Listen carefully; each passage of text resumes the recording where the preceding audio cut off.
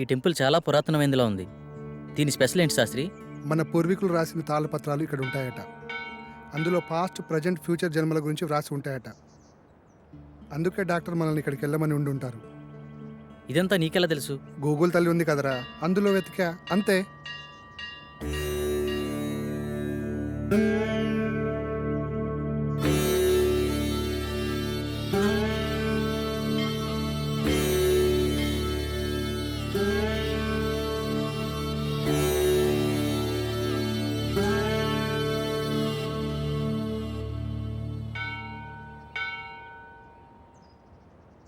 పూజారి గారు ఎక్కడండి?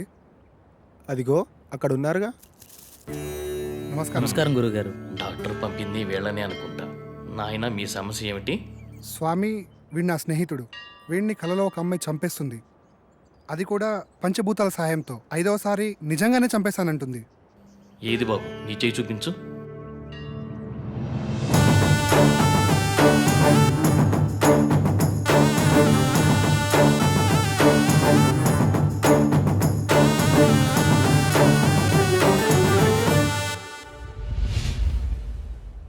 ఒక్క నిమిషం ఇక్కడే ఉండండి. అదేంటి ఏం చెప్పకుండా లోపలికి వెళ్ళిపోతున్నాడు?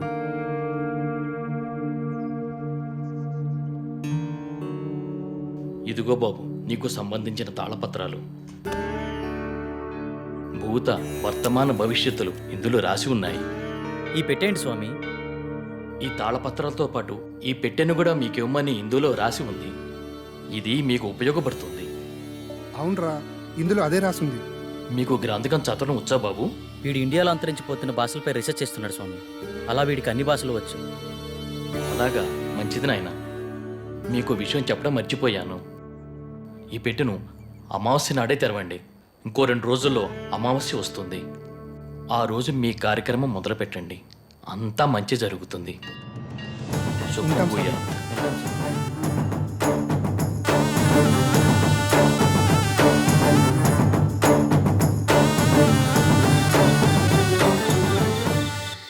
గురువుగారి ఫోన్ కలవట్లే కదరా, ఏం చేద్దాం?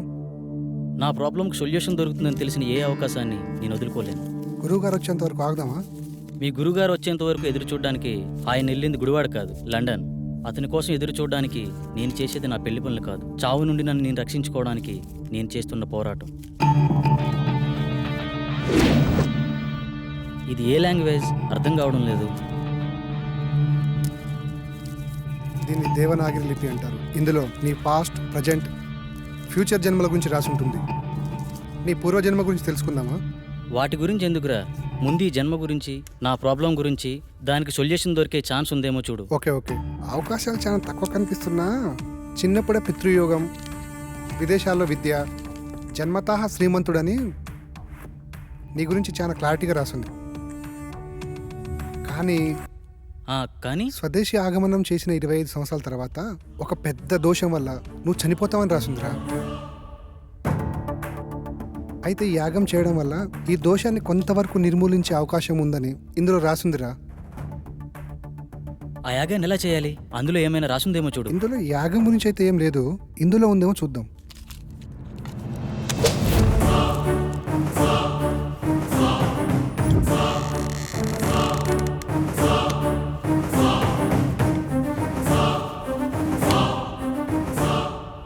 ఎస్, దీంట్లో యాగం ఎలా చేయాలో రాసుందిరా. అదెలా ఇవ్వు. ఈ యాగం చేయాలంటే నీతో పాటు ఇంకో 4 కావాలి. 5 మంది కలిసి ఈ వస్తువులను ఉపయోగించి పంచభూతాలతో తమ ఆత్మలను మమైకం చేసి అష్టదిక్పాలకుల సాక్షిగా 13 దశలలో ఈ యాగాన్ని పూర్తి చేయాలట. ఇది మొదటి నియమం. ఈ యాగం చేస్తున్నంత కాలం ఈ ఇంటిని సురక్షా కవచంతో బందీ చేయాలట. అందుకు సంబంధించిన వస్తువులన్నీ దీంట్లోనే ఉన్నాయంట. ఇది 2వ నియమం. ఈ యాగ సమయంలో అనిమయ కర్మల వల్ల కొన్నిసార్లు పిచ్చివాళ్ళు అయిపోవచ్చు, ఒక్కొక్కసారి చనిపోవచ్చు కూడా. అందువల్ల జాగ్రత్త వహించండి అని కూడా రాసుంది. ఓకే, ఎప్పుడు స్టార్ట్ చేద్దాం? ఎప్పుడంటే అప్పుడు కాదు, ఇంకో 2 రోజుల్లో అమావాస్య ఉంది. అప్పుడు దాకా ఇంటి చుట్టూ రక్షణ వలయాన్ని ఏర్పాటు చేద్దాం.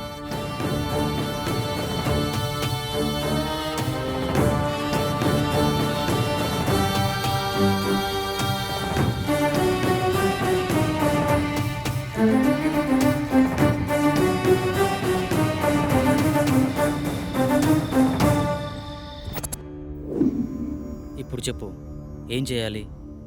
ఈ మొత్తం యాగాన్ని ఎలా పూర్తి చేయాలి?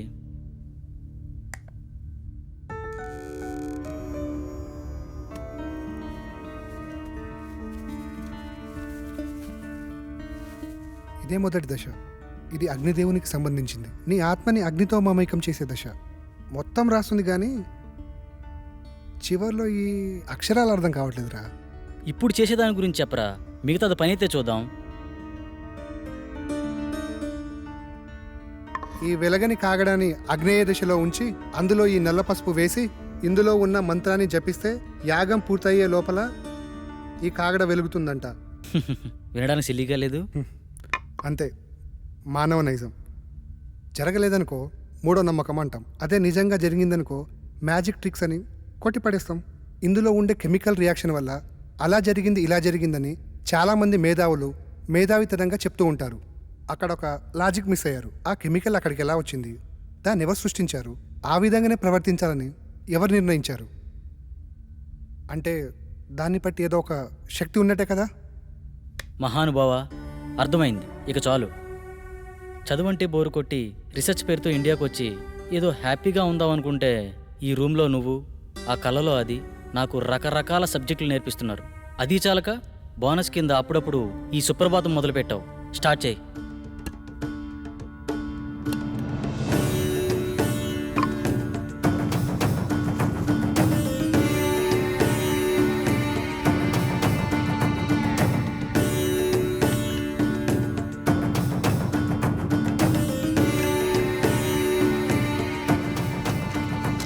వెలిగించు.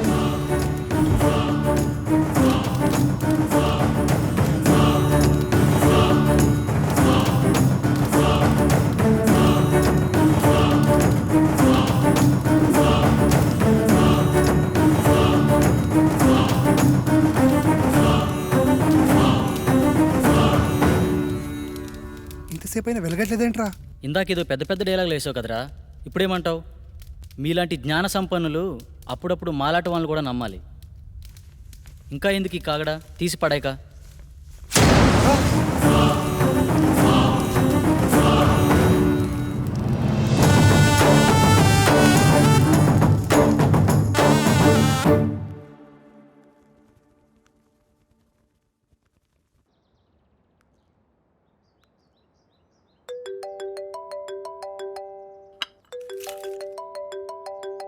హలో అమ్మా. బాబు ఎలా ఉన్నావు? ఫోన్ కూడా చేయట్లేదేంట్రా?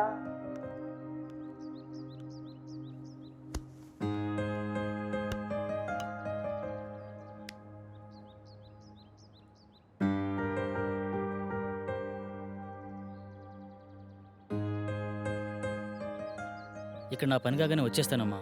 ఓకే, బాయ్ అమ్మా. కల్లో నాకు ఇలా జరుగుతుందని అమ్మకి తెలియకూడదు. ఏం చేయాలి?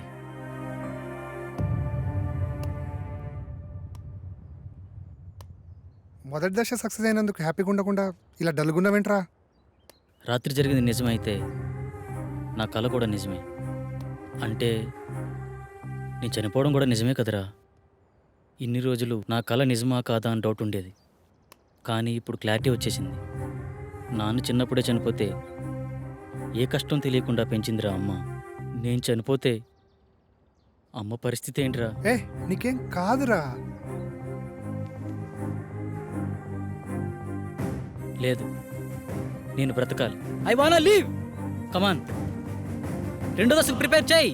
చెప్పా కదరా, రెండో దశకి ఇంకోరు కావాలని. అలా మొత్తం నలుగురు కావాలరా. ఎలారా? పిచ్చోళ్లే కావచ్చు, ప్రాణాలే పోవచ్చు అన్నావు. తెలిసి అంత రిస్క్ ఎవడు చేస్తాడరా మనకి? We are also facing same problem. Shall we meet? This is Sagar.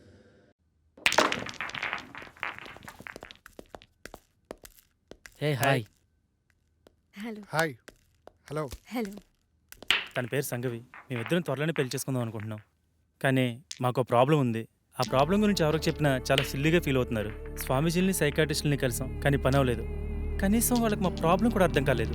కానీ మీ ప్రాబ్లం మా ప్రాబ్లం చాలా దగ్గరగా ఉంది. అందుకే మీతో షేర్ చేసుకుందామని వచ్చాం. ఇంతకీ ఏంటి మీ ప్రాబ్లం? లాస్ట్ మంత్ తన బర్త్డే నాడు స్పెషల్గా సెలబ్రేట్ చేద్దాం ప్రిపేర్ చేస్తున్నాను.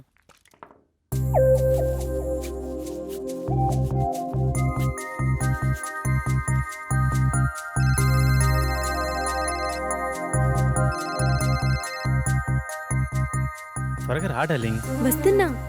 నువ్వు ఫోన్ కట్ చేసేలోపు అక్కడ ఉంటా. ఓకేనా?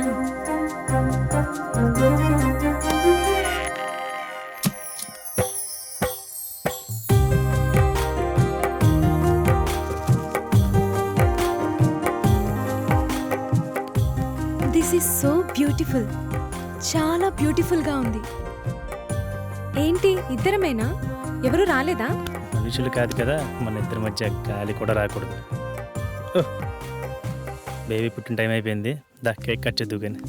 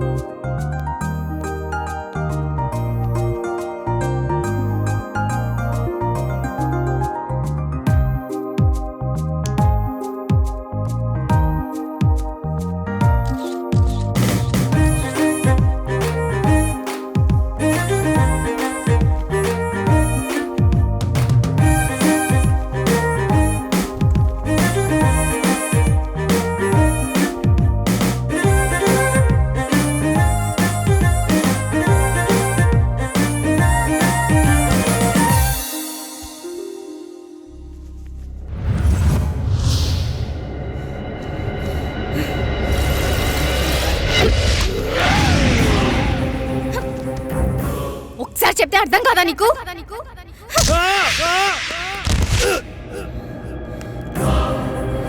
ఏ!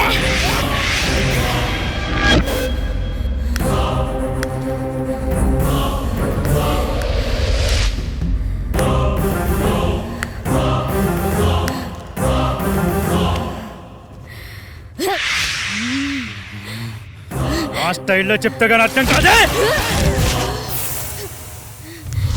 ఏయ్!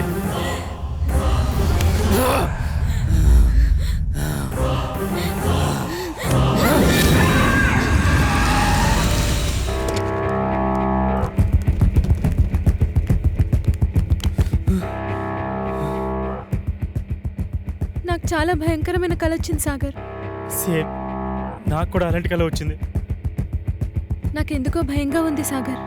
భయపడకు, నేనున్నాను కదా, ఏం కాదు.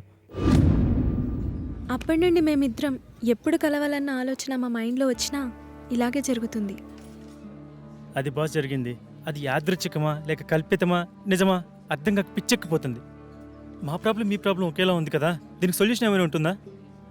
ఖచ్చితంగా ఉంది. మీరు నన్ను నమ్మితే నా దగ్గర ఒక మార్గం ఉంది. నమ్మకపోవడానికి మా దగ్గర వేరే ఛాన్స్ లేదు భయ్యా. వచ్చిన ఏ అవకాశాన్ని వదులుకునే స్థితిలో మేము లేము. ఇంతకీ ఏంటా మార్గం? మీరు ఒకసారి నాతో రండి. నువ్వు హాస్టల్కి వెళ్ళు, మ్. నేను వచ్చి కలుస్తా. ఓకే.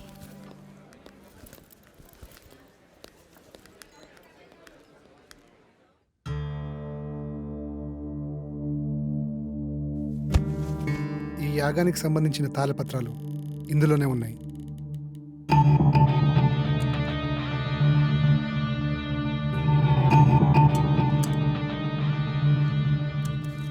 ఈ తాళపత్రాల్లోనే ఆ దశల గురించి వివరించి ఉన్నాయి. ఓకే భయ్యా. ఇది పంచజన్య శంఖం. దీన్ని 5వ దశలో వాడాలి. ఇది వాయువుకి ప్రతీక.